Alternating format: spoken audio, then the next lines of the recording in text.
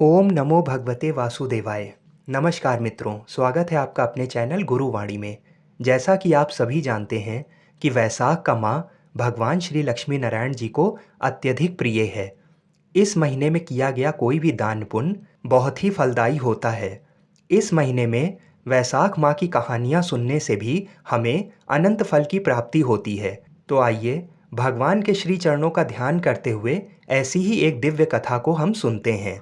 बहुत समय पहले की बात है।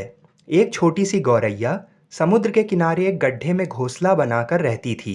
वहाँ उस गौरैया ने 2 अंडे दिए।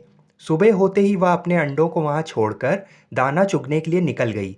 शाम को दाना चुगने के बाद जब गौरैया वापस आई तो उसने देखा कि उसके अंडे वहाँ पर नहीं थे। उसने आसपास देखा परंतु उसे कोई नहीं दिखा। तो उस गौरैया ने समुद्र से पूछा, समुद्र, मैंने यहाँ अपने 2 अंडे रखे थे, क्या तुमने देखा है? समुद्र इठलाते हुए बोला, तेरे अंडों का मुझे क्या पता। समुद्र ने इठलाने से गौरैया को अंदाजा हो गया कि उसके अंडे समुद्र ने ही चुराए हैं। वह समुद्र से बोली, तुम्हारे अलावा यहाँ कोई नहीं है, इसलिए तुम्हें पता है कि मेरे अंडे कहाँ हैं। तुमने ही मेरे अंडे चुराए हैं। अब तुम ही मेरे अंडे वापस करो। गौरैया की ये बात सुनकर समुद्र को हंसी आई और वह अहंकार में बोला, मुझे नहीं पता कि तुम्हारे अंडे कहाँ हैं, ढूंढ सकती हो तो ढूंढ लो। ये सुनकर गौरैया गुस्से में बोली, मेरे अंडे मुझे वापस कर दो, नहीं तो मैं पूरे समुद्र का पानी सुखा दूंगी। ये सुनकर समुद्र गौरैया पर जोर से हंसने लगा।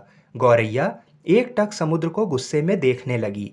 समुद्र की लहरें आती और जाती परंतु गौरैया उसे घूरती रही। गौरैया बोली, समुद्र, तुम ऐसे नहीं मानोगे, अब मैं तुम्हारा पानी सुखा कर ही रहूंगी।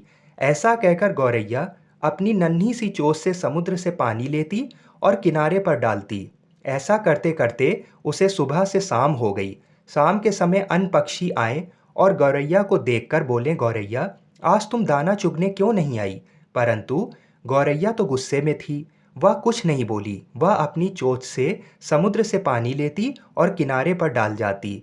तभी पक्षियों ने उसे बहुत समझाया कि ये कार्य संभव नहीं है। भला समुद्र का पानी कौन सुखा सकता है? लेकिन गौरैया बोली, मैंने प्रण किया है कि मैं इस समुद्र का पानी सुखा कर ही रहूंगी, जिससे मेरे अंडे मुझे वापस मिल जाएं।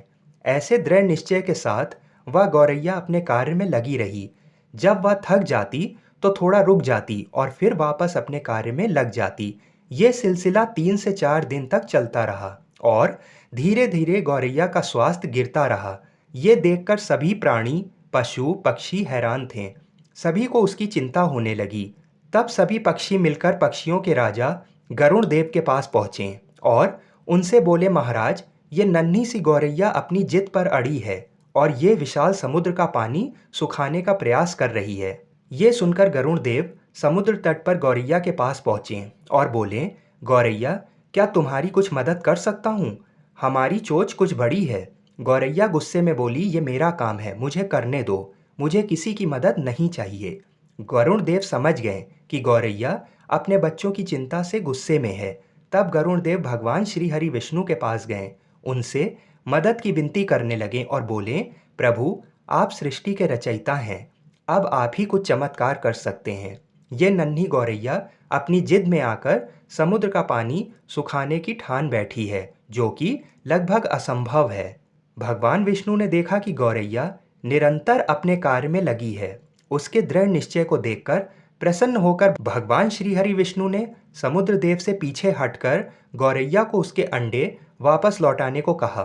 भगवान विष्णु की आज्ञा के अनुसार समुद्र पीछे हटा और गौरैया ने उसमें से अपने अंडे निकाल लिए और वह इठलाते हुए बोली, देखा, मैंने कर दिखाया। मित्रों, इस कहानी से हमें यही सीख मिलती है कि जिस पर भगवान की कृपा हो जाए तो वो असंभव कार्य भी कर सकता है। तो जैसे भगवान लक्ष्मी नारायण जी ने उस नन्ही गौरैया पे कृपा की, ऐसी ही कृपा हम सभी भक्तों पर करें। बोलिए श्री लक्ष्मी नारायण भगवान की जय।